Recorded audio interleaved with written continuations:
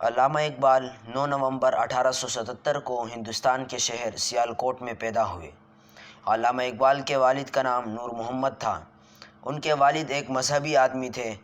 6 مئی 1893 میں علامہ اقبال نے میٹرک کیا اور 1895 میں FA کیا، پھر لاہور جا کر BA میں داخلہ لیا۔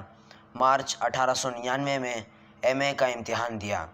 25 دسمبر 1905 کو علامہ اقبال اعلیٰ تعلیم کے لیے برطانیہ چلے گئے اور کیمبرج یونیورسٹی میں داخلہ لیا، پھر جرمنی جا کر میونخ یونیورسٹی سے فلسفہ میں PhD کی ڈگری حاصل کی۔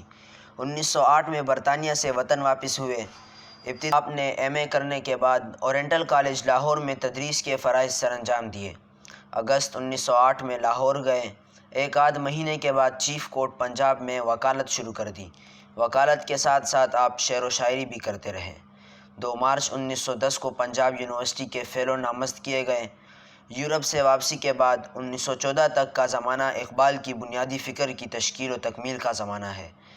1926 میں پنجاب لیجسلیٹو کونسل کے انتخابات میں حصہ لیا اور بڑی آسانی سے جیت گئے۔ علامہ اقبال کا تحریک پاکستان میں کردار کو بھی فراموش نہیں کیا جا سکتا۔ انہوں نے 1930 کے ایک خطبے میں فرمایا، ہندوستان کی سیاسی زندگی نے ایک نازک صورتحال اختیار کر لی ہے۔ اسلام پر ابتلا اور آزمائش کا بہت سخت وقت ہے۔ ہندوستانی مسلمانوں کا مطالبہ ہے کہ وہ ہندوستان میں اسلامی ہندوستان قائم کریں۔ اقبال کو شروع ہی سے شعر و شاعری سے شغف تھا۔ شعر و شاعری کا اندازہ اس بات سے لگائیں کہ جب یورپ گئے تو وہاں بھی وطن کے گیت گاتے تھے۔ اقبال کی کلیات کو ایک شاندار آرٹ گیلری کہا جائے تو غلط نہ ہوگا۔ اقبال نے اپنے شاعری کے ذریعے ہندوستان کے مسلمانوں کو جگایا اور ان کے مردہ جسم میں جان ڈالی اور جد و جہد کا جذبہ پیدا کیا۔ 21 اپریل 1938 میں ذخیرہ شاعری اس قوم کے لیے چھوڑ کر اپنے مالک حقیقی سے جا ملے۔